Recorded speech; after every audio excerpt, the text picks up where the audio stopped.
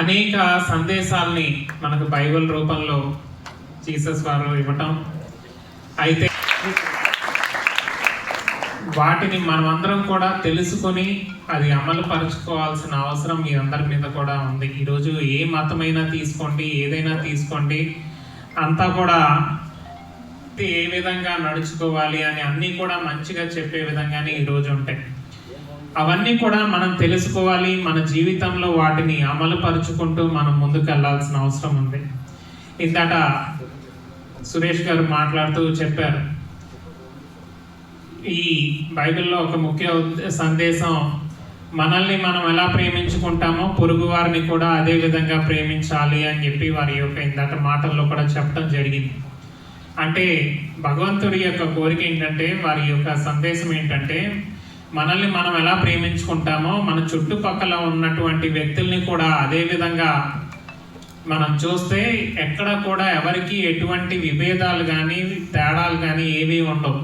ఎందుకంటే మా అవతలలో కూడా మనం చూసుకున్నప్పుడు మనల్ని మనం అవతలలో కూడా చూసుకుంటే అప్పుడు ఏంటంటే ఎవరికి ఎటువంటి భేదాలు కానీ తేడాలు కానీ ఏమీ ఉండవు అన్నమాట. ఆ విధంగా వారి యొక్క సందేశాలు ఉంటాయి. ఇలా అనేకం ఒక వ్యక్తి ఏ విధంగా జీవించాలి, ఏ విధంగా ముందుకెళ్ళాలి అనేది వారి యొక్క మాటల్లో రావటం జరిగింది. దాని తర్వాత భగవంతుడు ముఖ్యంగా చెప్పేది ఏంటంటే సేవ. ప్రతి ఒక్కరు కూడా సేవ చేయటం నేర్చుకోవాలి, వారికి తోచినంత వారు సేవ చేయాలి అనేది ఈరోజు వారి యొక్క ముఖ్య సందేశం. అంటే అది మనం ఏంటంటే, ఈరోజు మీరు ఇంకా విద్యార్థులుగా ఉన్నారు, నేనేం చేయగలను అనుకోకూడదు. అంటే సేవ అంటే డబ్బుల రూపాన్నే కాదు, మనం ఏదో విధంగా పక్క వారికి సహాయం చేయగలిగితే అదే వారికి ఈరోజు అంతా కూడా మంచి చేస్తుంది. ఆ విధంగా చిన్నప్పటి నుంచే మీరందరూ కూడా దాన్ని అలవర్చుకోవటానికి మీరందరూ కూడా చూడాలి, సేవ చేయడానికి. ఈ ఐవీఎంలో కార్యక్రమంలో పాల్గొనడం అంటే చాలా అదృష్టంగాను చాలా ఆనందంగా ఉంటుంది. ఎందుకంటే వీరి సురేష్ గారు కానీ వారి కుటుంబ సభ్యులు మొత్తం అందరూ దీనికి అంకితం అయిపోయి ఈరోజు ఈ సేవా కార్యక్రమాలు చేయడం అంటే సామాన్యమైన విషయం కాదు. ఎక్కడ ఎవరు ఏ ఆపదలో ఉన్నా ఆ ఆపద ఉన్న సందర్భంలో వారు వెంటనే ముందుండి వారికి కావాల్సిన వస్తువులు, నిత్యావసర వస్తువులు అవనివ్వండి, ఏదైనా అవన్నీ కూడా అందజేస్తూ ఉంటారు. ఎందుకంటే ఇటీవల కాలంలో మనకి వరదలు వచ్చి మొత్తం అన్నీ కూడా మునిగిపోతే వారు ముందుండి ప్రతి గ్రామానికి వచ్చి వారంతటి వారు స్వయంగా వారి సిబ్బంది మొత్తం వచ్చి అందరికీ కూడా నిత్యావసర వస్తువులు కానీ బట్టలు కానీ ఇవన్నీ పంపిణీ చేయడం జరిగింది. ఎక్కడన్నా ఇల్లు కాలిపోయిందన్నా వారు మొట్టమొదటి ఉండే వ్యక్తి మన సురేష్ గారు కానీ ఈ ఐవీఎం సంస్థల యొక్క సిబ్బంది మొత్తం అక్కడ ముందు ఉంటారు.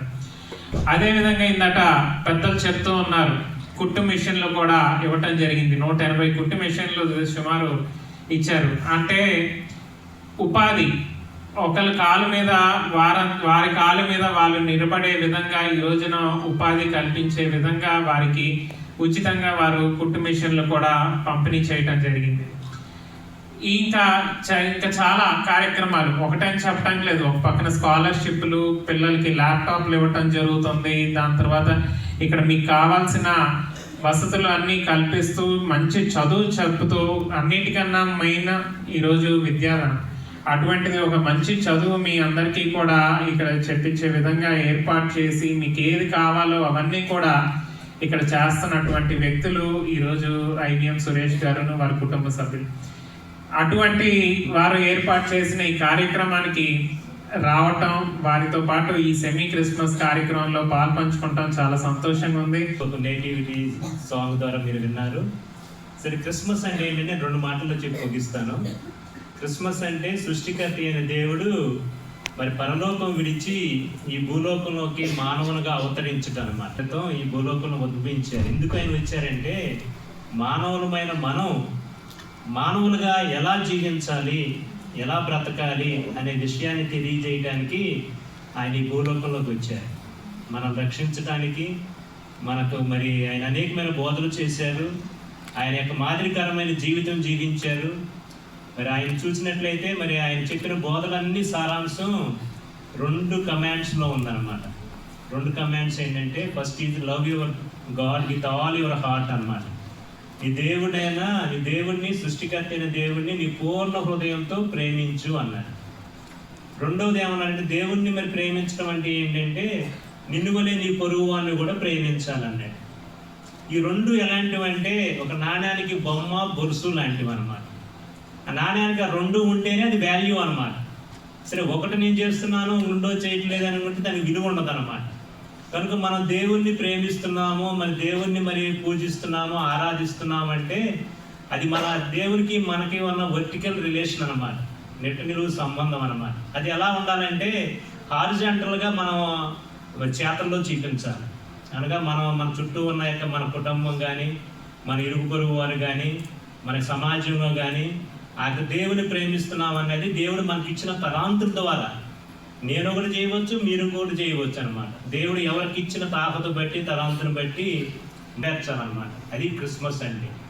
కనుక మీరందరూ కూడా చక్కగా మరి ఆ క్రిస్మస్ దీవెనలు పొందుకుని ఆ యొక్క యేసు ప్రభు వారి యొక్క రక్షణ భాగ్యాన్ని మీరు పొందుకోవాలని నాకు కోరిక. Thank you.